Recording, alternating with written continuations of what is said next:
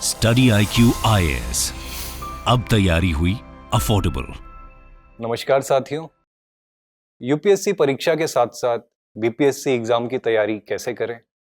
अगर आप छोटे शहर से आते हैं तो क्या आपको इतने बड़े बड़े ख्वाब देखने चाहिए कि आप एक ऑफिसर बने, यूपीएससी करें, बीपीएससी करें? और तैयारी करते वक्त आप किन समस्याओं का सामना करते हैं? ऐसे ही कई विषयों पे बात करने के लिए आज हमारे साथ एक बहुत ही खास मेहमान जुड़ी हैं, सबीहा जी। सबीहा जी, आपका स्वागत है। Thank you. सबीहा जी, आप एक छोटा सा इंट्रोडक्शन हमारी ऑडियंस को प्लीज दे दीजिए। मेरा नाम सबीहा सदफ है। मैंने बीपीएससी की परीक्षा की तैयारी की और 64th बीपीएससी को मैंने क्लियर किया अपने पहले अटेम्प्ट में, और मुझे रेवेन्यू ऑफिसर का पद मिला उसके थ्रू, और फिर मैंने वो ज्वाइन करा। चलिए, बहुत बढ़िया शबीहा जी, बहुत अच्छा लग रहा है कि आप हमारे यहाँ पे आई हुई हैं। तो शबीहा जी, जैसे आपने तो सिस्टम में एंट्री करी, आपने क्वालिफाई भी कर लिया और फिर बाकी सारी चीज़ें जो आपके साथ रही, लेकिन जो हमारी नॉर्मल ऑडियंस है, जो हमें देखती है, जो हमें सुनती है, तो उसमें जो लोग रहते हैं वो माइंड मेकअप कर ही नहीं पाते हैं कि वो तैयारी करें या ना करें। एक डर सा रहता है, एक सहमे से रहते हैं कि तैयारी का सही समय क्या है। तो इस पे आप उनको कुछ बताना चाहेंगे कि वो डिसीजन मेकिंग पॉइंट क्या रहा आपके लिए कि जब आपने सोचा कि मुझे ये तैयारी करनी ही करनी है? अगर मैं अपने पर्सनली अपने बारे में बात करूं तो मेरे लिए तो सोर्स ऑफ इंस्पिरेशन मेरे फादर है। उन्होंने मुझे बचपन से इस एग्ज़ाम के लिए और इस सर्विस में जो भी सेवा की जो अपॉर्चुनिटी मिलती है उसके लिए मुझे उन्होंने इंस्पायर किया कि एज अ सिविल सर्वेंट मैं अपनी सोसाइटी को काफ़ी चीज़ें अपनी सोसाइटी के लिए कर सकते हैं, हमारे देश के लिए। तो वो मेरा सोर्स ऑफ इंस्पिरेशन रहा। और जब बाकी स्टूडेंट्स की अगर हम बात करें कि कब प्रिपेयर करना चाहिए, तो ये एक बहुत ही पर्सनल डिसीजन होता है। जब स्टूडेंट अपने आप को तैयार महसूस करे तभी आपको इसमें आगे बढ़ना चाहिए। क्या है कि पढ़ाई तो एक एस्पेक्ट हो गया इस एग्ज़ाम की तैयारी के लिए, बट जो आपके मेंटल स्ट्रेंथ है और जो आपकी इमोशनल कोशंट है उस तरीके से भी आपको तैयार होना चाहिए। तो जब आप उस पड़ाव पे अपने आप को महसूस करें कि हाँ अब मैं यहाँ आ चुका हूँ, तब से आपको तैयारी शुरू करनी चाहिए। शबिया जी, क्या हम ऐसा कह सकते हैं कि जो इंस्पिरेशन पॉइंट है आपका ये एग्जामिनेशन देने के लिए, चाहे यूपीएससी हो चाहे बीपीएससी हो, आपका एक निजी है, आपके पास खुद का एक कन्विक्शन होना चाहिए जिस टाइम पे आप स्टार्ट कर सकें? ये एग्ज़ाम का नेचर ही ऐसा है कि किसी और के कहने पे या किसी और के को देख करके हम कॉपी नहीं कर सकते। ये इतना रिगरस प्रोसेस है, इतना 1 साल, 1.5 साल, 2 साल, कई लोगों के लिए और भी इससे ज़्यादा समय लगता है। तो वो इतना रिगरस है कि जब तक से आपके अंदर से स्ट्रॉन्ग एक वॉइस, एक कॉलिंग आपकी नहीं हो, तब तक से कर पाना मुश्किल है। तो जब आपकी कॉलिंग स्ट्रॉन्ग हो, तब आप इस पे जा सकते हैं। तो साथियों, इससे आपका एक बेसिक डाउट सॉल्व हो गया होगा। जब आप में वो कन्विक्शन हो, जब आप में वो विश्वास जाग जाए कि आपको ये एग्जामिनेशन की तैयारी करनी है, तब आप इस एग्जामिनेशन को, चाहे यूपीएससी हो चाहे बीपीएससी हो, उसको देने की चेष्टा कर सकते हैं। सबीहा जी, आपने जो तैयारी करी थी, जो शुरुआती दौर रहता है कि इसमें कितना समय लगता है कि जो बच्चे हैं, जो स्टूडेंट्स हैं, वो अपने आप को मान लें कि वो इस एग्जामिनेशन का जो पहला पड़ाव है, जो प्रीलिम्स है, वो देने के लिए तैयार हो जाते हैं? उसमें कितना समय लगता है? ऐसे तो जैसे कि आपने पूछा कि प्रीलिम्स के लिए, तो पहले तो मैं बोलूँगी कि तीनों स्टेज के लिए एक होलिस्टिक आपकी तैयारी होनी चाहिए। कुछ सेपरेट ज़्यादा नहीं होता, वो एग्ज़ाम से 2-3 महीने पहले ही आप बाइफरकेट करते हैं डिफरेंट डिफरेंट विंग्स में। बट ऐसे ओवरऑल अगर देखा जाए तो 1 साल से 1.5 साल या 2 साल का समय काफ़ी होता है, सफिशिएंट होता है। तो 1 से 2 साल डिपेंडिंग के स्टूडेंट की मतलब अगर वो वर्किंग प्रोफेशनल है, उनकी क्या नीड्स हैं, किस सिचुएशन में है वो है, तो 1 से 1.5 साल 2 साल का समय सफिशिएंट होता है। चलिए सबीहा जी, इसमें एक दूसरा सवाल जो आता है, मान लीजिए कि लोगों ने तैयारी करने का मन भी बना लिया, बाकी सारी चीज़ें भी हो गई हैं उनके साथ। बहुत सारे जो लोग होते हैं वो टियर 2, टियर 3 सिटी को बिलोंग करते हैं, छोटे गांव से होते हैं, छोटे कस्बों से होते हैं। तो क्या उनको इस बात से डरना चाहिए, सहमना चाहिए कि वो छोटे गांव से हैं? क्या एग्जामिनेशन पे इसका कोई प्रभाव पड़ता है, कोई असर रहता है इस चीज़ पे? देखिए, एक तो पहले जो ये नेचर ऑफ एग्जामिनेशन है, इसकी बेसिक जो रिक्वायरमेंट है वो है ग्रेजुएशन। तो अगर आप ग्रेजुएट हैं तो आप कहीं से भी आप बिलोंग करते हो, आप ये एग्ज़ाम दे सकते हो। और जहाँ तक तैयारी की बात है, तो अभी जो हम जिस डिजिटल एरा में हैं, आई थिंक ये टियर 2 टियर 3 टाउन के स्टूडेंट्स के लिए ये one of the brightest opportunity है। आजकल मोबाइल फ़ोन की एक्सेस सबके पास है, 1.5-2 GB इंटरनेट सबके पास होता है, तो आप उसको कैसे अपने पूरे दिन में यूटिलाइज़ करते हैं, अगर आप उसको सही तरीके से यूटिलाइज़ करते हैं तो आपके पास काफ़ी अपॉर्चुनिटीज़ हैं। अभी हम यूट्यूब के ज़माने में, हम टेक्नोलॉजी के ज़माने में, तो जैसे स्टडी IQ है, इस तरह के जो प्लेटफॉर्म्स है वो स्टूडेंट को काफ़ी ज़्यादा इनकरेज करते हैं कि वो अपने सपनों को परस्यू कर सके, और टियर 2 या टियर 3 सिटी से होना किसी तरह की बाधा अब नहीं बनता है। ठीक है शबीहा जी, इसमें एक दूसरी जो चीज़ आती है कि एक जो हमारे यूपीएससी में भी रहती है, बीपीएससी में भी रहती है, कि जो स्टूडेंट्स का जो मीडियम रहता है, कुछ लोग ज़्यादा कंफर्टेबल होते हैं हिंदी में, कुछ लोग ज़्यादा कंफर्टेबल होते हैं इंग्लिश में, लेकिन जो उनकी ग्रेजुएशन होती है उसके उलट हो जाती है किसी कारणवश, कोई स्कूलिंग नहीं रहती है या फिर कॉलेज में उनकी लैंग्वेज बदल दी जाती है। तो जो लैंग्वेज का चयन है और जो आपका सिलेक्शन जो फाइनली होता है इन एग्जामिनेशन में, उसमें क्या कोरिलेशन है और लोगों को लैंग्वेज किस हिसाब से चूज करनी चाहिए? मेरे हिसाब से आपको लैंग्वेज वो चूज़ करनी चाहिए जिसमें आप सबसे ज़्यादा सहज महसूस करें, क्योंकि क्या है कि एग्ज़ाम के 3 स्टेजेस है। प्रीलिम्स है जिसमें आपको क्वेश्चन बहुत ही कम टाइम में सॉल्व करना है, तो आपको टेक्निकलिटी में आप फंस के रह जाते हैं इंग्लिश या हिंदी के मीडियम में, तो जिसमें आप कंफर्टेबल हो उसमें आप दीजिए। मेंस में क्या है कि कम शब्दों में कम समय में अपने आपको बेस्ट तरीके से एक्सप्रेस करना है, तो वहाँ भी अगर आप लैंग्वेज आप में कंफर्टेबल है तो आपके लिए ज़्यादा मुश्किल नहीं होता, आपको सिर्फ कंटेंट तैयार करना होता है। वही बात इंटरव्यू की हो गई, तो वहाँ पे आप 5 लोगों के पैनल में बैठते हैं, वहाँ पे काफ़ी क्वालिफाइड लोग होते हैं और एक तनावपूर्ण सिचुएशन होता है, आप काफ़ी स्ट्रेस में होते हैं। तो अगर आप जिस भाषा में अपना इंटरव्यू देंगे, अगर आप उसमें कंफर्टेबल है तो आपकी आधी प्रॉब्लम वहीं पे सॉल्व हो जाती है। अगर आप मान लीजिए कि हिंदी मीडियम से हैं और इंग्लिश में एग्ज़ाम या इंटरव्यू ये सारी चीज़ें देते हैं, तो आपके ऊपर एक एडेड प्रेशर हो जाता है। एक तो जो एग्जामिनेशन का प्रेशर है, दूसरा एग्जामिनेशन की तैयारी का प्रेशर है, और तीसरा कि आपकी लैंग्वेज एक बैरियर हो जाती है। तो इसीलिए आई वुड सजेस्ट कि आप जिस मीडियम में कंफर्टेबल हैं आप उसी में फॉलो कीजिए, उसी में आप तीनों स्टेजेस के एग्जाम्स को कवर कीजिए। एक आपने जो बात करी थी, आज जो समय आ गया है कि आपको सारी चीज़ें ऑनलाइन भी अवेलेबल हैं, नए-नए प्लेटफ़ॉर्म्स अवेलेबल हैं, चाहे यूट्यूब हो, चाहे बाकी जगह हो।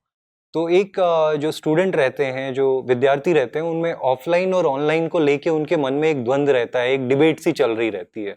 तो ऑफ़लाइन चूज़ करना है या ऑनलाइन चूज़ करना है, इस पे आपकी क्या राय है? आप उनको क्या सजेस्ट करेंगे? उन किन पॉइंट्स को देखें इन चीज़ों को चूज़ करते हुए?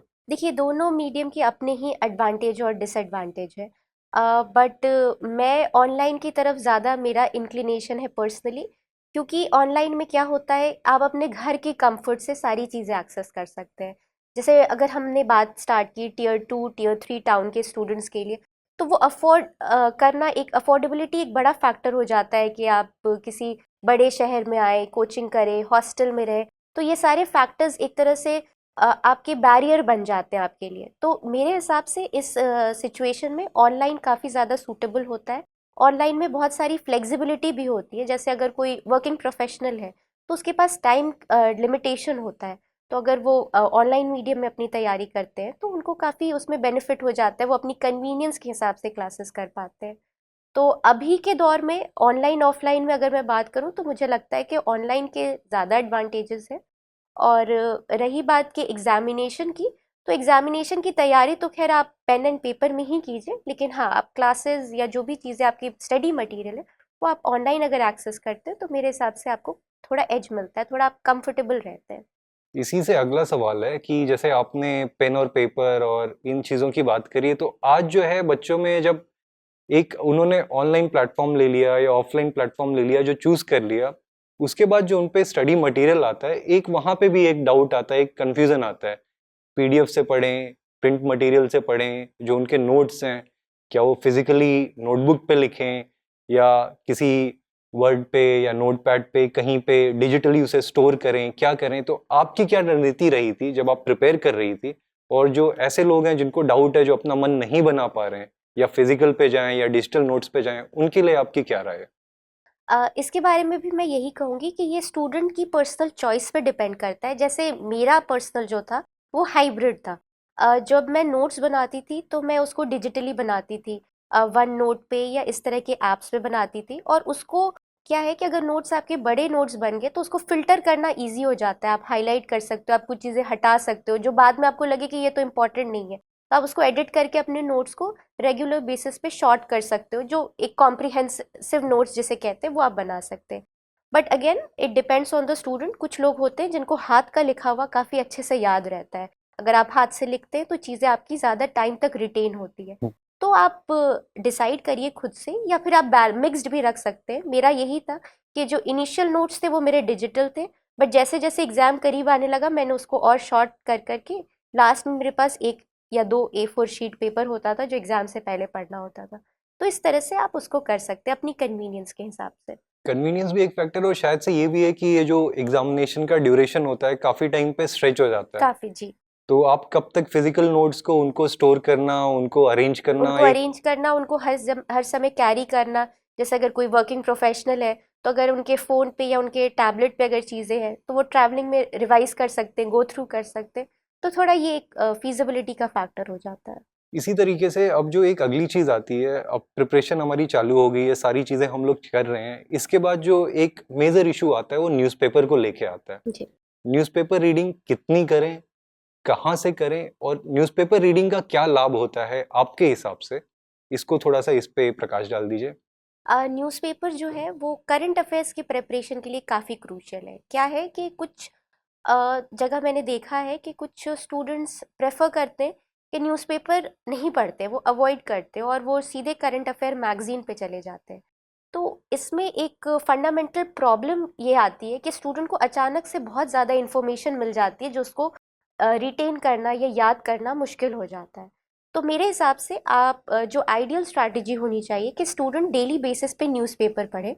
और क्या है कि अगर कोई भी न्यूज़ इम्पॉर्टेंट है, क्रूशियल है, जो स्पेशली अगर एग्जामिनेशन पॉइंट ऑफ व्यू से वो इम्पॉर्टेंट है, तो वो 1 महीने के ड्यूरेशन में 3 से 4 बार आपकी न्यूज़पेपर में रिपीट हो जाएगी। रेपिटेशन से क्या होता है कि आपकी मेमोरी बढ़ती है। आपने किसी चीज़ को 2 बार 3 बार पढ़ लिया तो कहीं ना कहीं एटलीस्ट अगर आपको एक्टिवली रिकॉल नहीं कर पा रहे तो पैसिवली भी आप रिकॉल कर पाइएगा। तो ये काफ़ी बड़ा एडवांटेज होता है। तो इसलिए न्यूज़पेपर आई वुड सजेस्ट कि आप न्यूज़पेपर डेली बेसिस पे पढ़िए। चाहे आप आधे घंटे का अगर समय है तो आधे घंटे ही पढ़िए, बट डेली पढ़िए। और उससे क्या होगा, एक तो एक्टिव और पैसिवली दोनों वे में आप रिकॉल कर सकेंगे। और जब मंथ के एंड में 1 महीने 1.5 महीने बाद जब उस महीने की आप मैगजीन उठाइएगा तो आपको सब कुछ नया नहीं लगेगा। आपको लगेगा कि हाँ 30% 40% तो पता है, और उसको रिवाइज करना या याद करना ज़्यादा मुश्किल नहीं होगा आपके लिए। तो consistency is the key and newspaper helps you achieve that. तभी है शायद इसी में एक पॉइंट और भी आता है कि जब हम न्यूज़पेपर पढ़ते हैं तो न्यूज़पेपर पढ़ने से जो हमारी लेखनी है, जो हमारी राइटिंग है, वो खुद ब खुद भी इम्प्रूव करती है। डेफिनेटली काफ़ी ज़्यादा। जैसे अगर आप न्यूज़पेपर में एडिटोरियल्स की बात करें तो क्या है कि कोई भी टॉपिक अगर है, अगर न्यूज़ में चल रहा है तो उस पर 5 से 10 एडिटोरियल आपको महीने 2 महीने के स्पैन में मिल जाएंगे, और वो सारे एडिटोरियल डिफरेंट पर्सपेक्टिव की बात करते हैं। हो सकता है कि किसी राइटर ने उस जो इशू है उसके प्रोज लिखे हो, किसी ने उसके कॉन्स लिखे हो, किसी ने लिखा हो कि क्या और करना चाहिए, वे आउट क्या होना चाहिए। तो एक क्या है कि न्यूज़पेपर पढ़ने से एक मल्टी डायमेंशनल जो पर्सपेक्टिव है, वो आपका जो सोचने का जो नज़रिया है वो काफ़ी ब्रॉड होता है। तो which is very essential for you to become a good officer. आपके मल्टी डायमेंशनल व्यूज़ होने चाहिए जब आप यूपीएससी में एसे का पेपर लिखते हैं, या फिर जब आप इंटरव्यू में जब अपनी बात रखते हैं, तो एक आपकी नॉलेज की डेप्थ और गहराई आपकी सामने आती है। और साथ ही साथ में शायद जो पॉइंट्स आपने बताया उनसे एक बैलेंस्ड ओपिनियन जिसको हम कहते हैं, या डेफिनेटली। बैलेंस्ड पर्सनैलिटी हम कहते हैं, वो भी बिल्ड ऑन करने में काफ़ी हेल्प होती होगी। साथियों, तो ये कुछ बेसिक पॉइंट्स थे जो आपको यूपीएससी और बीपीएससी परीक्षा में सहायता करेंगे, आपकी मदद करेंगे। तो सबिहा जी, एक चीज़ बताइए कि ये यूपीएससी और बीपीएससी एग्जामिनेशन की तैयारी क्या साथ में करी जा सकती है? क्या इसे साथ में करना चाहिए? और कितना समय, अगर कोई नया विद्यार्थी है उसको कितना समय यूपीएससी के लिए लगाना चाहिए, कितना समय बीपीएससी के लिए लगाना चाहिए? देखिए आइडियली तो मैं यही सजेस्ट करूँगी स्टूडेंट्स को कि आप साथ में दोनों चीज़ों की तैयारी कीजिए, क्योंकि दोनों एग्जामिनेशन की अपनी वैल्यूज़ है, अपनी उससे एसोसिएटेड जो गरिमा है वो दोनों एग्जामिनेशन के लिए। तो आप दोनों के लिए अच्छे से तैयारी कीजिए, और किसी भी तरह की जो आपकी नॉलेज है वो वेस्ट नहीं जाती है। ऐसा नहीं है कि अगर आपने यूपीएससी के लिए तैयारी की और बीपीएससी क्रैक किया तो आपकी वो वेस्ट चली गई। वो आपको एडमिनिस्ट्रेशन में काफ़ी ज़्यादा आपके काम आएगी, आपकी जो पब्लिक लाइफ होगी, जो सर्विस लाइफ होगी, उसमें काफ़ी ज़्यादा काम आएगी। और जहाँ तक यूपीएससी और बीपीएससी की तैयारी की बात है, काफ़ी ओवरलैपिंग सिलेबस है। जीएस तो पूरा का पूरा ओवरलैपिंग है। अब क्या है कि पहले यूपीएससी में एसए का पेपर था, अब वो भी बीपीएससी में आ चुका है। तो धीरे धीरे आप देखेंगे तो सिलेबस मर्ज करता है। तो जो ओवरलैपिंग सिलेबस है उसको स्टूडेंट्स 2 साल, जैसे अगर मान लीजिए कि किसी ने 1.5 साल या 1 साल का समय लिया है। शबिहा जी, इसी को क्या हम एक आपकी तरफ से एक पॉइंटर्स में मिल सकता है कि यूपीएससी और बीपीएससी में क्या सिमिलैरिटीज हैं और एक बारी यूपीएससी और बीपीएससी में क्या डिफरेंसेस हैं? अगर पॉइंटर वाइज आपकी तरफ से मिल जाए तो हमारे छात्रों को बहुत आसानी होगी, बहुत सहूलियत होगी। जी, हम पहले बात कर लेते हैं सिमिलैरिटीज़ की। तो दोनों एग्जामिनेशन 3 स्टेज में होता है, दोनों में प्रीलिम्स, मेंस, इंटरव्यू है। प्रीलिम्स ऑब्जेक्टिव, मेंस सब्जेक्टिव, और इंटरव्यू जो है वो कि एक पैनल के सामने होता है। जो दोनों एग्जाम है उनकी रिक्वायरमेंट सेम ही हो गई यहाँ पे। अब क्या है कि प्रीलिम्स में बिहार में डिफरेंस ये आ जाता है कि थोड़ा बिहार स्पेसिफिक क्वेश्चंस हो जाते हैं, जो कि यूपीएससी में नहीं होते। यूपीएससी में ओवरऑल जो इंडिया का पर्सपेक्टिव है वो आता है। मेंस में दोनों, अब ऐसे का भी पेपर इंक्लूड हो चुका है बीपीएससी में, तो वो भी एक सिमिलर ग्राउंड हो गया बीपीएससी और यूपीएससी में। फिर क्या है कि बीपीएससी में पहले ऑप्शनल हुआ करता था, लेकिन अब ऑप्शनल को क्वालिफाइंग बना दिया गया है, और वो भी अब ऑब्जेक्टिव टाइप हो गया है। तो यहाँ पे एक पॉइंट ऑफ डाइवर्जेंस आ गया कि पहले बच्चे ऑप्शनल प्रिपेयर करते थे और उसी से दोनों हो जाता था, लेकिन यहाँ पे ऑप्शनल का थोड़ा सा पैटर्न चेंज हो गया, वेटेज कम हो गया है बीपीएससी में। तो ये कुछ पॉइंट ऑफ डिफरेंसेस है। बट हाँ, एक और चीज़, यूपीएससी में एथिक्स का पेपर है जो कि यहाँ नहीं है, बीपीएससी में नहीं है। तो वही है कि स्टूडेंट्स जो शुरू के 6 महीने अगर वो प्रिपेयर करते हैं तो कॉमन एरियाज पे फोकस करें। फिर जैसे अगर बीपीएससी का एग्ज़ाम पहले है तो खुद को बीपीएससी ओरिएंटेड जो डाइवर्जिंग पॉइंट्स है उस पर फोकस करें, और फिर अगर यूपीएससी का पहले है तो यूपीएससी के हिसाब से अपने आप को ओरिएंट करें।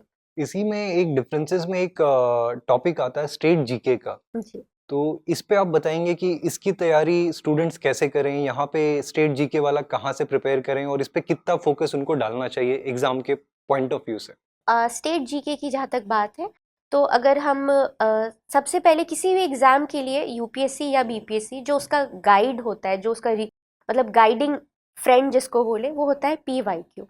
तो आप पीवाईक्यू को सबसे पहले तो अपनी बेसिक्स कवर करने के बाद एक बार पीवाईक्यू आप देख लीजिए, आपको आइडिया लग जाएगा कि बीपीएससी में किस तरह के स्टेट स्पेसिफिक सवाल पूछे जा रहे हैं। जैसे कि अगर हम हिस्ट्री की बात करें तो हम एंशंट इंडिया की हिस्ट्री पढ़ते हैं यूपीएससी के लिए, और बीपीएससी के लिए भी पढ़ते हैं। लेकिन क्या है कि एंशंट इंडिया की हिस्ट्री बहुत ज़्यादा बिहार की हिस्ट्री से ओवरलैप करती है। एंशंट इंडिया की हिस्ट्री बिहार के ही अराउंड सेंटर्ड है, तो वो बिहार के लिए काफ़ी इम्पॉर्टेंट टॉपिक हो जाता है। इसी तरह से जो बिहार एज जो स्टेट है, उस स्टेट को आप एज एन एडमिनिस्ट्रेटर इवेल्युएट कीजिए। जैसे कि बिहार एक एग्रेरियन स्टेट है, तो एग्रीकल्चर वाला जो पोर्शन है बिहार स्पेसिफिक, वो काफ़ी इंपॉर्टेंट हो जाता है।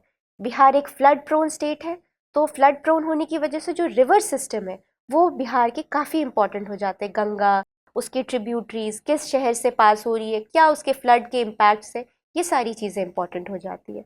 तो इस तरह से आप जो सब्जेक्ट्स है आपके, उसको एक एडमिनिस्ट्रेटर के पॉइंट ऑफ व्यू से देखिए, आपको आइडिया लग जाएगा कि क्या बिहार स्पेसिफिक क्या इंपॉर्टेंट हो जाता है। आपने बात करी चेंज होते हुए पैटर्न की, तो एक जो सबसे बड़ा रेडिकल शिफ्ट आया है वो शायद इसमें आया है कि नेगेटिव मार्किंग का एडिशन हो गया प्रीलिम्स में। तो पहले जो अप्रोच हुआ करती थी और जो विद्यार्थियों को जो अब अप्रोच लेनी है एस्पिरेंट्स को नेगेटिव मार्किंग आने के बाद, उस पे आप एस्पिरेंट्स को क्या सलाह देंगे? देखिए, पहले तो मुझे लगता है कि जब नेगेटिव मार्किंग नहीं थी तो आई थिंक सारे बच्चे ही 150 के 150 क्वेश्चंस करके आते थे। तो वो अब उनको थोड़ा उस पर कंट्रोल करने की ज़रूरत है, उनको अपनी एक्यूरेसी पे फोकस करने की ज़रूरत है। पहले जब 150 क्वेश्चंस अटेम्प्ट करते थे तो जो नहीं भी आता था लगता था कि शायद ये हो सकता है, शायद ये नहीं हो सकता, पर हम अटेम्प्ट कर देते थे। अब क्या है कि जब बच्चे टेस्ट पेपर सॉल्व कर रहे हो, मॉक टेस्ट सॉल्व कर रहे हो, तो उनको अपने मॉक टेस्ट को एनालाइज करने की भी ज़रूरत है। किस तरह के क्वेश्चंस गलत हो रहे हैं उसको एनालाइज करना है, उसको जानना है और उस मिस्टेक्स को मिनिमाइज करना है। जैसे कि अगर मैं अगर अपनी पर्सनल बात करूं तो मैं क्या करती थी, मॉक टेस्ट 2 घंटे का अगर मॉक टेस्ट दिया तो कम से कम 1.5 से 2 घंटे उसको एनालाइज भी किया। क्या है कि मिस्टेक्स देखे, किस तरह के क्वेश्चंस गलत हुए, तीन तरह में उसको कैटेगराइज कर लिया। सबसे पहले जो सिली मिस्टेक्स है जो कि बिल्कुल ही अवॉइडेबल है, जैसे कि अगर क्वेश्चन में मेंशन है which of the following are not correct, पढ़ लिया which of the following are correct examination pressure में, या जो भी जो स्ट्रेस का सिनेरियो होता है जल्दबाजी में, तो ये हो गई ब्लंडर। ये बिल्कुल ही हमने फ्री में अपने मार्क्स खो दिए, ठीक है। और एक एक मार्क्स, अब तो नेगेटिव मार्किंग हो गई है तो बिल्कुल एक एक मार्क्स के लिए फाइट करनी है। तो इस तरह के क्वेश्चंस को आप, ये आपकी कैटेगरी 1 हो गई जो मिस्टेक्स की, ब्लंडर। सेकंड हो गया एनालिटिकल मिस्टेक्स, कि अगर आपके 5 ऑप्शन है, आपने 2 एलिमिनेट कर लिए, 3 आप में आपने कुछ गलत सोच लिया, गलत लाइन पे सोच लिया या गलत कॉन्सेप्ट लगा दिया, तो ये एनालिटिकल मिस्टेक्स हो गए। थर्ड इज कि आपको कुछ नहीं पता था लेकिन आपको लगा शायद ये हो जाएगा मेरा, तो आपने मार्क कर दिया, विच इज मतलब, तो ये 3 तरह के क्वेश्चंस हो गए। तो जो पहले जो 2 कैटेगरी की मिस्टेक है वो आपको मिनिमाइज करनी है, आपको ब्लंडर नहीं करना, आपको एनालिटिकल मिस्टेक्स नहीं करनी। जो दिक्कत हो रही है जाके कॉन्सेप्ट को दोबारा रिवाइज करना है क्यों हो रहा है। और जो लास्ट तरह के मिस्टेक्स हैं उसको आपको टोटली अवॉइड करना है, आपको वो क्वेश्चंस अटेम्प्ट ही नहीं करने। तो this is something that I think के स्टूडेंट को अब अपने प्रेपरेशन में उसको इम्प्लीमेंट करना चाहिए, टेस्ट पेपर और उसका एनालिसिस भी। इसमें एक बुक्स का आता है, जो प्रीलिम्स के लिए जो बुक्स यूज करते हैं, तो उसमें कुछ खास बुक्स हैं जो आप प्रेफर करना चाहेंगे या बताना चाहेंगे कि ये बुक्स बेसिक्स हैं जो करनी ही चाहिए स्टूडेंट्स को? देखिए, ऐसे तो एनसीईआरटी सबसे ज़्यादा आपके फाउंडेशन, आपके जो फाउंडिंग स्टोन्स होते हैं वो एनसीईआरटी है। और स्पेशली अगर हम हिस्ट्री की बात करें, एंशिएंट मिडीवल के लिए एनसीईआरटी हो गई, स्पेक्ट्रम हो गया मॉडर्न हिस्ट्री के लिए। अगर हम बिहार स्पेसिफिक हिस्ट्री की बात करें तो बिहार एक परिचय करके एक बुक आती है इम्तियाज़ अहमद सर की, विच is very good from examination point of view, तो स्टूडेंट्स उसको रेफर कर सकते हैं। ज्योग्राफी की बात आ गई तो ज्योग्राफी भी एनसीईआरटी से हो जाएगी। बाकी बिहार स्पेसिफिक आप नो योर स्टेट करके बुक्स आती हैं, आप वो रेफर कर सकते हैं। पॉलिटी के लिए अगर आपका बिल्कुल ही बेस नहीं है पॉलिटी में तो देन स्टार्ट विथ एनसीईआरटी, नहीं तो फिर आप लक्ष्मीकांत को भी रेफर कर सकते हैं। तो इसी तरह से आप जो भी बेसिक बुक्स है उसको पहले कवर कीजिए, then move to the intermediate stage, और लास्टली आप एडवांस्ड में मॉक टेस्ट और ये सारी चीज़ें कर सकते हैं। तो भैया प्रीलिम्स के बारे में एक चीज रहती है कि जो सिस्टम में थोड़ा टाइम देते हैं उनको पता तो रहता है करना क्या है, लेकिन फिर भी कई बार ऐसे होता है कि मल्टीपल फेलियर्स फेस करने को मिलते हैं। आप बार बार अटेम्प्ट दे रहे हैं, आपका प्रीलिम्स ही नहीं होता है, तो ऐसे लोगों के लिए आपके पास क्या सलाह है? देखिए, एक तो जब आप प्रेपरेशन स्टार्ट करते हैं तो आप स्टैटिस्टिक्स देखेंगे तो less than 1% of the students clear the examination. तो आप जब आपने तैयारी की, सबको ये चाहता है कि उसका लिस्ट में नाम हो, लेकिन एक कहीं ना कहीं आपको फेलियर से दोस्ती भी करनी पड़ती है, आपको एक एक्सेप्टेंस होता है कि होगा या नहीं होगा, तो वो वाली चीज़ है। और जस्ट इन केस अगर आपका नहीं होता है back to back repeated efforts के बाद, तो आपको दिल नहीं छोटा करना चाहिए। यू हैव टू अंडरस्टैंड कि इट इज़ एन एग्जामिनेशन, और जो एग्जामिनेशन का पर्पस है इससे आपको एक जॉब मिलेगी, तो at the end of the day it is a job, ठीक है।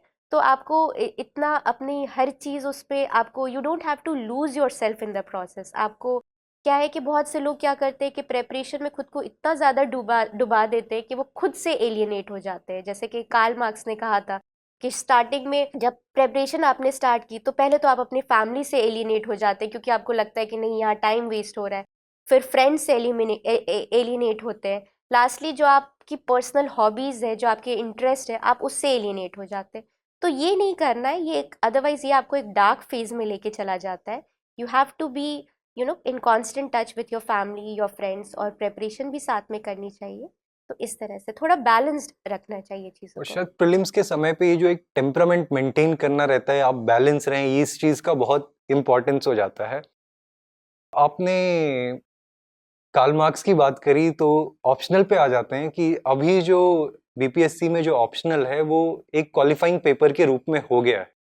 तो ऑप्शनल का चयन किस हिसाब से करें? जो आपका ऑप्शनल विषय है उसको किस प्रकार से चूज करें? उसको क्या चीज देखते हुए एक स्टूडेंट को चूज करना चाहिए कि इस ऑप्शनल को मैं लेके आगे चल रहा हूँ? देखिए, अभी तो वो ऑब्जेक्टिव हो चुका है ऑप्शनल, और साथ में वो क्वालिफाइंग भी हो चुका है, बट फिर भी हमें उसे लाइटली नहीं लेना चाहिए, क्योंकि बहुत बार ऐसा होता है कि बच्चे क्वालिफाइंग पेपर भी क्लियर नहीं कर पाते, इसलिए लाइटली पहली बात तो उसको नहीं लेनी चाहिए।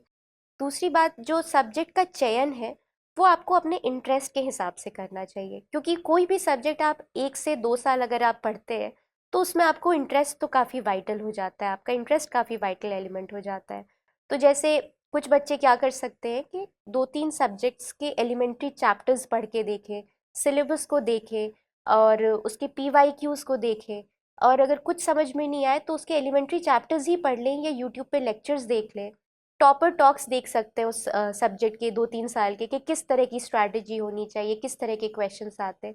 तो इस तरह का थोड़ा एनालिसिस करके अगर आपने 2-3 सब्जेक्ट शॉर्टलिस्ट कर रखा है तो आप एक कंक्लूजन पे पहुंच सकते हैं कि मेरे लिए कौन सा ऑप्शनल सूटेबल होगा, and you can decide that way. तो भैया जी, इसमें जो एक मेंस जो बीपीएससी और यूपीएससी में जो एक अंतर आता है, शायद जो बीपीएससी के जो आंसर राइटिंग रहती है वो एक और लेवल पे, एक बड़े लेवल पे डिस्क्रिप्टिव रहती है, जहाँ पे आपको 30-35 मार्क्स के क्वेश्चंस आते हैं। तो उन क्वेश्चंस को जो अटेम्प्ट करना है और जो यूपीएससी में जो हम लिखते हैं, उसमें क्या अंतर रहता है और इस अंतर को कैसे, इसके लिए तैयारी कैसे करे एक स्टूडेंट, उस पर थोड़ा सा बता दीजिए। जी, देखिए, अगर हम 1 से 1.5 साल के समय में किसी भी सब्जेक्ट को पढ़ते हैं तो सबसे इम्पोर्टेंट कि उस सब्जेक्ट पे हमारा जो नॉलेज बेस है काफ़ी वाइड हो जाता है। तो मैं तो कहूँगी कि अगर आपने 1 से 1.5 साल अच्छे से पढ़ाई कर ली है तो 30 मार्क्स के आप 50 नंबर के भी क्वेश्चंस लिख सकते हैं, क्योंकि आपके पास इतना ज़्यादा कंटेंट रेडी होता है। बट यूपीएससी और बीपीएससी में फ़र्क यहाँ आ जाता है कि उस चीज़ को आपको बहुत ही शॉर्ट वे में टू द पॉइंट यूपीएससी में लिखना होता है। हो सकता है आपको पॉइंट वाइज लिखना हो, या फिर हो सकता है कि आपको इनफैक्ट सिर्फ फ्लो चार्ट वगैरह ही बना करके आप अपने आंसर को प्रेजेंट कर पाए।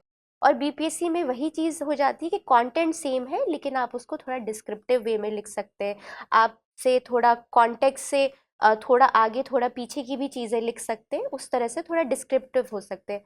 बट स्पेशली अगर आपने 1.5 से 2 साल वो सब्जेक्ट पढ़ लिया तो मेरे हिसाब से आपके पास कंटेंट की तो कमी नहीं होगी।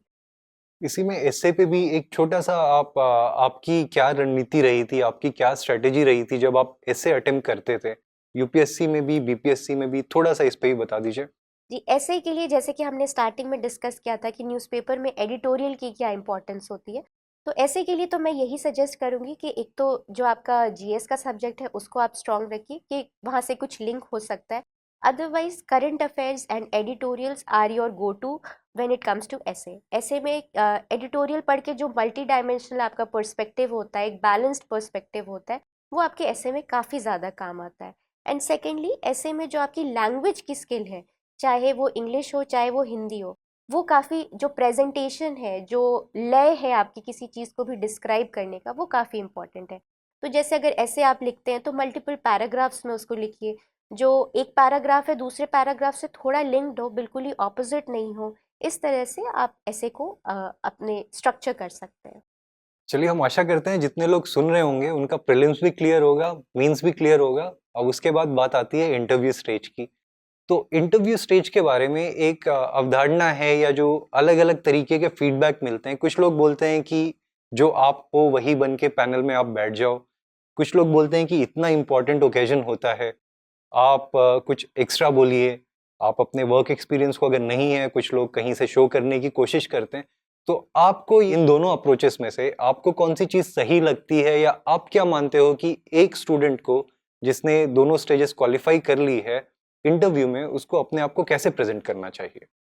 देखिए, इस एग्जामिनेशन में जो आपके इंटरव्यू लेने के लिए जो पैनल बैठता है, दैट इज़ वेरी क्वालिफाइड, ठीक है। और वो आपकी पर्सनालिटी को जज कर रहे हैं, आपके नॉलेज को, आपके वर्क एक्सपीरियंस को, इससे उनको कोई मतलब नहीं है, वो ऑलरेडी जज हो चुका है। और आपकी पर्सनालिटी जो है वो सबसे ज़्यादा ऑनेस्ट तब होती है जब आप एक प्रेशर और एक स्ट्रेस के सिचुएशन में आपको चीज़ों का जवाब देना हो। इंटरव्यू जो है काफ़ी स्ट्रेसफुल होता है, बिकॉज बहुत से स्टूडेंट्स 2-3 साल के बाद वहाँ पहुँच पाते हैं, 2-3 साल के फेल्ड अटेम्प्ट के बाद वहाँ पहुँच पाते हैं, या फिर प्रीलिम्स और मेंस के जैसे रिगरस स्टेप्स के बाद वहाँ पहुँच पाते हैं। तो जो स्ट्रेस होता है उसमें जो इंटरव्यूअर है वो आपके अंदर जो इंटेग्रिटी है, जो आपकी इंटेग्रिटी है वो उसको चेक करते हैं। तो और and it is not very difficult for them to identify कि आप कब झूठ बोल रहे हैं, कब आप गलत तरीके से अपने आप को पोर्ट्रे कर रहे हैं। So it is very important कि जो सर्विस की रिक्वायरमेंट है, जो एथिकल रिक्वायरमेंट्स है, वो आप वहाँ पे मेंटेन करें। आप ऑनेस्टी के साथ जवाब दें, जो आपको नहीं आता है बहुत ही पोलाइटली बता दीजिए कि आपको नहीं आता है। तो इस तरह से आप अपने आप के, अपनी जेन्युइन सेल्फ को वहाँ पे प्रेजेंट करें। तो साथियों, सबीहा जी की एडवाइस आपने सुनी होगी। आशा है कि आपको प्रीलिम्स में हेल्प करेगी, ये आपको मेंस में हेल्प करेगी, ये आपको इंटरव्यू में हेल्प करेगी, ये आपको यूपीएससी और बीपीएससी के बीच में अंतर समझने में हेल्प करेगी और कैसे अपनी तैयारी को आप और बेहतर कर सकते हैं, इसमें हेल्प करेगी। अब सबिया जी, जो हमारी टॉक है इसको थोड़ा सा नॉन एकेडमिक डायरेक्शन में लेके चलते हैं, क्योंकि कई बार ये जो मेक और ब्रेक होता है आपके सिलेक्शन का, वो कुछ अलग ही विषयों पे डिपेंड करता है, ना कि सिलेबस पे। सिलेबस तो सभी पढ़ लेते हैं, सभी समझ लेते हैं। तो जो सबसे एक इम्पॉर्टेंट फैक्टर रहता है प्रिपरेशन के दौरान, हमेशा ये ख्याल मन में लगा रहता है कि मेरा सिलेक्शन होगा कि नहीं होगा। तो इस फियर को कैसे ओवरकम करना चाहिए जब आप इन तीनों चरणों में से किसी भी एक स्टेज में हैं? उसको आप कैसे ओवरकम करते थे जब आप तैयारी करते थे? देखिए, इसके लिए एक चीज़ काफ़ी इम्पॉर्टेंट है कि आपके पास एक सपोर्ट सिस्टम होना चाहिए। इधर आपकी फैमिली में या आपके जो क्लोज फ्रेंड्स हों, एक आपके पास एक सेफ स्पेस होना चाहिए जब आपके जो भी एंग्जाइटी हो या जो भी आपके सेल्फ डाउट वाले मोमेंट्स हो, वहाँ पे आप एक सपोर्ट गैदर कर पाए। और कई बार ऐसा देखा जाता है कि ये सपोर्ट सिस्टम आपकी फैमिली या आपके फ्रेंड्स चाह के भी आपके लिए नहीं हो पाते, बिकॉज वो even though they wish all the good things for you, but वो इस जर्नी से खुद नहीं गुजरे होते, इसलिए शायद उनके लिए समझना मुश्किल हो जाता है। तो ऐसे में कोई मेंटोर हो या कोई सीनियर जो आपको अगर गाइड कर सके, तो it will be really beneficial for you. तो अगर आपका सपोर्ट सिस्टम स्ट्रांग है, तो जब भी आप हिम्मत हारोगे तो वो आपको पुश करेगा एंड वो आपको अपलिफ्ट करेगा। और रही बात बाकी चीज़ों की, तो again I would like to say कि it is just an examination. इसको आप एक एग्जामिनेशन की ही तरह लीजिए, अपनी ज़िंदगी का एक मतलब ज़िंदगी और मौत का सवाल इसको ना बनाएं। इसमें एक दूसरी चीज़ आती है कि जब बच्चे प्रिपेयर करते हैं, जब स्टूडेंट्स प्रिपेयर करते हैं, तो जो उनका मोटिवेशन ग्राफ है वो काफ़ी ऊपर नीचे जाता है। कभी लगातार 1 हफ्ते तक खूब पढ़ाई कर ली, रात-रात तक जाग के पढ़ाई करी, फिर पता चला 2 हफ्ते तक कुछ पढ़ा ही नहीं। तो जो मोटिवेशन लेवल है इसको कांस्टेंट कैसे रख सकते हैं? इसका इम्पोर्टेंस क्या है कि आप एक कांस्टेंट मोटिवेशन मेंटेन करें? जैसे कि आपने खुद बताया कि जो मोटिवेशन है वो बहुत ही फ्लक्चुएटिंग ग्राफ होता है, तो actually this is true for everyone and I think जो और भी जिन लोगों ने सिलेक्ट हुए होंगे, they will also agree with what I am saying कि मोटिवेशन ऊपर नीचे होता है, बट डिसिप्लिन एंड कंसिस्टेंसी ये इम्पॉर्टेंट है। आपको उस दिन भी पढ़ना है जिस दिन आपका मोटिवेशन थोड़ा डिम हो, जिस दिन आपको उस दिन भी पढ़ना है जिस दिन आपका मोटिवेशन काफ़ी हाई हो। अगर आप को कोई ज़रूरी नहीं है कि आप 10 घंटे पढ़ो, 12 घंटे पढ़ो, आप 5 घंटे ही पढ़ो, बट आप डेली पढ़ो। ये आपकी रूटीन का एक पार्ट होना चाहिए। आप discipline is constant and motivation तो ऊपर नीचे होता रहता है। आप जब प्रिपेयर करते थे, आपने भी कहीं न कहीं, कभी ना कभी स्ट्रेस तो फ़ील किया होगा। तो आपका स्ट्रेस बस्टर क्या था? आप किस चीज़ को करते थे? कौन-सी ऐसी एक्टिविटीज़ होती थी जो आप स्ट्रेस को रिड्यूस करने के लिए करते थे? मेरी कुछ हॉबीज़ थी, I used to pursue that. Painting मुझे अच्छा लगता था। तो ऐसा होता है ना कि जब हम प्रिपेयर कर रहे हैं तो हमारी लाइफ तो बिल्कुल ब्लैक एंड वाइट हो जाती थी, तो सारी चीज़ों से अलग कट के रह जाते थे। तो when I used to paint, I used to see bright colours, तो मुझे अच्छा लगता था, that used to make me feel happy. तो आई वुड एडवाइस ऑल्सो कि आप अपनी हॉबी से, अपने जो इनर सेल्फ है उससे टच में रहिए, friends, family, and you keep rejuvenating yourself once in a while. तो दोस्तों, ये तो थी कुछ नॉन एकेडमिक विषयों पे बातें, जिस पे सबिहा जी ने बड़े अच्छे से हमें समझाया। सबिहा जी, एक अंतिम पॉइंट ले लेते हैं कि मान लीजिए किसी ने तैयारी करी, सब कुछ किया, अंत में सिलेक्शन नहीं हुआ, तो उनके लिए एक, हम आपसे चाहते हैं एक संदेश जाए, आपकी तरफ से एक मैसेज जाए that this is not the end. जो लाइफ है ये एग्ज़ामिनेशन से नहीं डिसाइड होती है, एक एग्ज़ामिनेशन के सिलेक्शन से चीज़ें नहीं होती हैं। आपकी लाइफ इसके बाद भी है, इसके आगे भी है। तो आपकी तरफ से एक छोटा-सा मैसेज हमारे स्टूडेंट्स को, हमारे जो दर्शक हैं उनके लिए।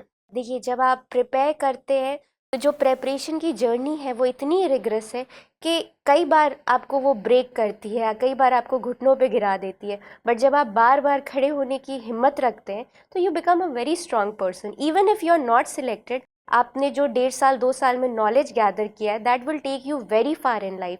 वो आपको ज़िंदगी में काफ़ी आगे लेकर के जाएगी, पहली चीज़। और जो 1.5 साल 2 साल का जो रिगरस प्रोसेस है, वो आपको कहीं ना कहीं एक बेहतर और एक काफ़ी स्ट्रॉन्ग इंसान बनाता है। तो मैं इसको शॉर्ट में समराइज़ करूँगी एक शेर से: खुदी को कर बुलंद इतना कि हर कुदरत से पहले खुदा खुद बंदे से पूछे कि तेरी रज़ा क्या है। तो इट मीन्स कि आप अपने आप को इतना स्ट्रॉन्ग कीजिए कि आप ठीक है, हुआ नहीं हुआ वो अलग चीज़ है, but you are capable of doing anything that you want in life. और शायद यही चीज़ है कि इस एग्जामिनेशन के दौरान जो आप चीज़ें सीखते हैं, ना केवल आप एकेडमिक लेवल पे सीखते हैं, जैसा कि हमने बात किया स्ट्रेस मैनेजमेंट हो गया, मोटिवेशन हो गया, ये सारी चीज़ें आपको लाइफ में ऐड ऑन करती हैं। और जो स्टूडेंट्स हमें देख रहे हैं, जो विद्यार्थी हमें देख रहे हैं, उनको हम ये बताना चाहेंगे कि जो लोग इस फील्ड से निकलते हैं, जो लोग क्वालिफाई करते हैं, वो लोग सिस्टम में तो जाके अच्छा करते ही हैं। इसके अलावा जो लोग कॉर्पोरेट वर्ल्ड में जाते हैं या कोई स्टार्टअप करते हैं, एंटरप्रेन्योर बनते हैं, वो लोग वहाँ पे और भी बेहतर करते हैं। तो आप फेलियर से मत डरिएगा। और इस एग्जामिनेशन के बारे में सबिहा जी ने बहुत सारे विषयों पे खुल के बात करी, बहुत अच्छे से बताया। हम आशा करते हैं कि इन सारे विषयों पे जो चर्चा हुई है, इससे आपको सहायता मिलेगी और आपकी जो प्रिपरेशन की जर्नी है यूपीएससी और बीपीएससी एग्जामिनेशन को लेके आसान होगी, आपको एक राह मिलेगी और आपकी जो प्रिपरेशन जर्नी है उसमें आपको सफलता मिलेगी। इसी आशा के साथ हम आपको ऑल द बेस्ट कहते हैं और सबिहा मैम को थैंक यू वेरी मच हमें ज्वाइन करने के लिए और इतनी सारी डिटेलिंग में हमारे विद्यार्थियों को बताने के लिए बहुत बहुत धन्यवाद। Thank you for having me. Thank you. Study IQ IAS, अब तैयारी हुई अफोर्डेबल।